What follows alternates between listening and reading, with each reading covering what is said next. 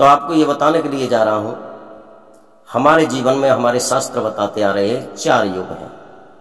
सबसे प्रथम है सतयुग, दूसरे नंबर पर है त्रेता, तीसरे नंबर पर है द्वापर, चौथे नंबर पर है जो इस समय उनका राज चल रहा है, उनका शासन चल रहा है, आदरणीय परम श्रद्धेय कलयुग।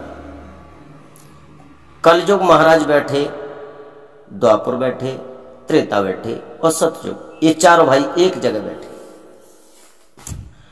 अब मैं आपको यह बताने के लिए जा रहा हूं कि इन चारों में बड़ा कौन है। चारों भाई कहने लगे, हम 4 भाई हैं, उम्र से नहीं बुद्धि से। उम्र तो कलयुग की छोटी है, उससे बड़ी है द्वापर की, उससे बड़ी है त्रेता की और सबसे बड़ी है सतयुग की। तो मैं आपको ये बुद्धि के बारे में बताने जा रहा हूं कि सबसे ज्यादा बुद्धि कौन से युग में मनुष्य को मिली। सतयुग ने कहा हम सबसे बड़े हैं। त्रेता कहने लगा तुम किस बात से बड़े हो, अरे बड़े तो हम हैं। द्वापर कहने लगा तुम काय बात से बड़े हो, बड़े तो हम हैं। कलयुग जी कहने लगे महाराज आदरणीय कलयुग कि तुम तीनों में कोई बड़ा नहीं, मैं बड़ा हूं। और चारों में विवाद होने लगा तो बीच में कोई महापुरुष आकर के कहने लगा इस तरह से आपका विवाद नहीं कटेगा, आप ऐसा करिए किसी महासंत या किसी ऋषि के पास जाओ, वो आपको बताएंगे कि आप चारों भाइयों में बड़ा कौन है। तो चारों भाई वहां से चले और ये कैलाश पर्वत पे पहुंचे।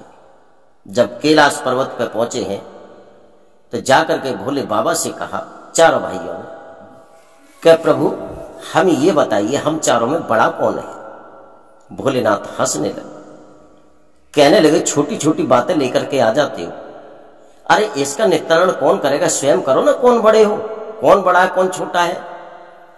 चारों भाई कहने लगे नहीं, अगर हम स्वयं ही करते तो हमारा विवाद खत्म नहीं होता, आप करेंगे तो हमारा विवाद खत्म हो जाएगा।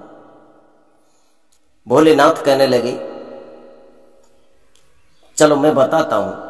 सबसे पहले सतयुग से कहा, ये जो सामने दिखाई दे रहा है, ये चावल का ढेर पड़ा हुआ है, साइड में दिखाई दे रहा है ये बहुत बड़ा कढ़ाया है, और मेरे 2500 गण इस समय भूखे हैं। आप ये 10,000 कुंटल चावल लेकर के इस कढ़ाई में डाल करके और आग बना करके इसे पका करके मेरे 2500 गणों को भोजन करा दो, तब मैं बताऊंगा कौन बड़ा है। सतयुग ने आदेश किया, एक विकराल शरीर वाला बहुत बड़े ताकत वाला एक पहलवान पैदा किया। जब सामने आया वो पहलवान कहने लगा महाराज मुझे आदेश। सतयुग कहने लगे कोई आदेश नहीं है, ये आदेश है, ये चावल उठाओ, इस कढ़ाई में डालो, इसके नीचे आग जलाओ और इस भोजन बना करके 2500 गणों को भोजन कराओ, न कि किसी विवाद के, कोई ऊधम नहीं होना चाहिए।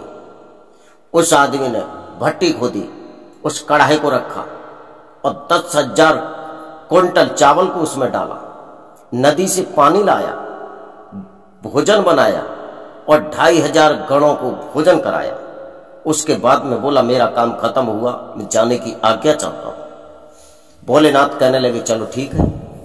अब त्रेता से कहा यही क्रम आप अपनाइए, मेरे 5000 गण भूखे हैं और 20,000 कुंटल चावल का भोजन बना करके उन्हें भोजन करा।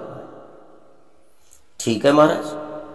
उन्होंने भी अपनी माया से त्रेता ने और एक बहुत ताकतवर एक इंसान पैदा किया। उस इंसान से कहा ये 5000 गणों को भोजन कराना है, ये चावल का ढेर है, ये 20,000 कुंटल का है, इस कढ़ाई में आंच बनानी है, कढ़ाई के नीचे नदी से पानी लाना है, 5000 गणों को भोजन कराना है। त्रेता ने ऐसा ही किया।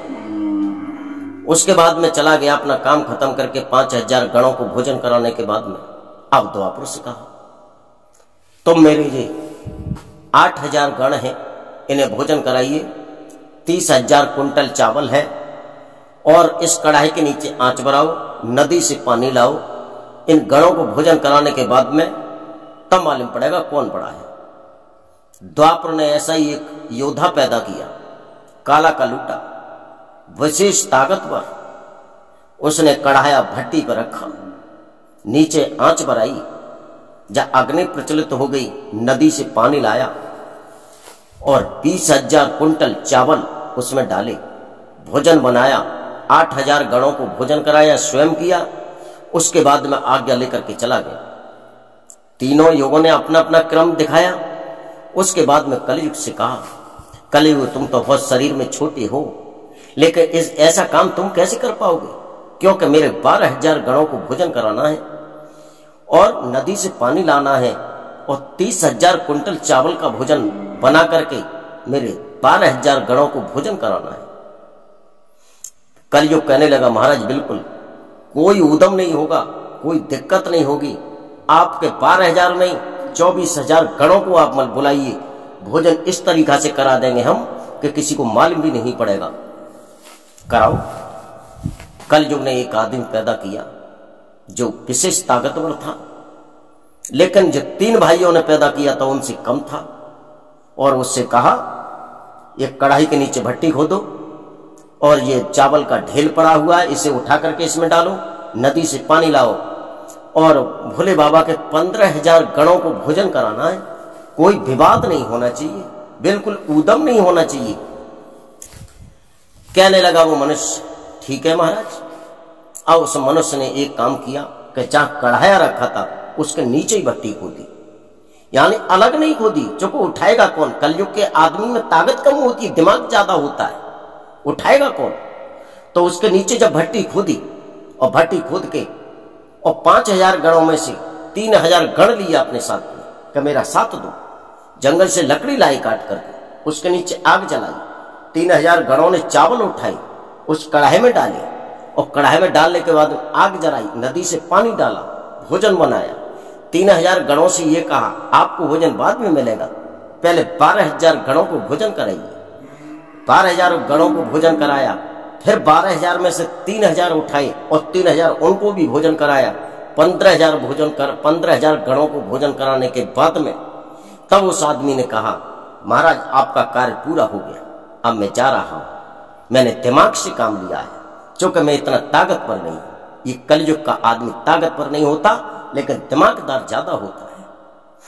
उसने 15,000 गणों को भोजन कराया, न किसी विवाद के, न किसी टकराव के, न किसी उद्यम के, और भोजन कराने के बाद में चला गया। उसने अपने दिमाग से काम लिया। तब भोले बाबा ने कहा, सुनो भाई त्रेता और द्वापर सतयुग, तुम तीनों में से ये कलयुग बड़ा है, क्योंकि ये दिमाग से काम करता है, ये मेहनत से काम नहीं करता।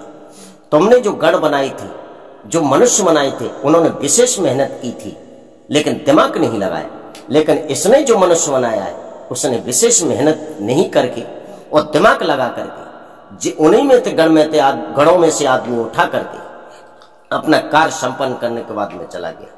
आज के जमाने का कलयुग बड़ा है। तो भक्तों ध्यान रखना, जो दिमाग से काम करता है वो बड़ा है, और जो शरीर से काम करता है वो छोटा है। शरीर से किसान काम करता है और दिमाग से काम हमारा डिस्ट्रिक्ट मजिस्ट्रेट करता है, जो पंखा और एसी के नीचे रहता है। किसान शरीर से काम करता है, जो दिन भर घाम में तपता है, पसीना पसीना हो जाता है, परेशान हो जाता है। और ऐसी ही कहानी सुनने के लिए आपके लिए हम तत्पर रहेंगे। हमारे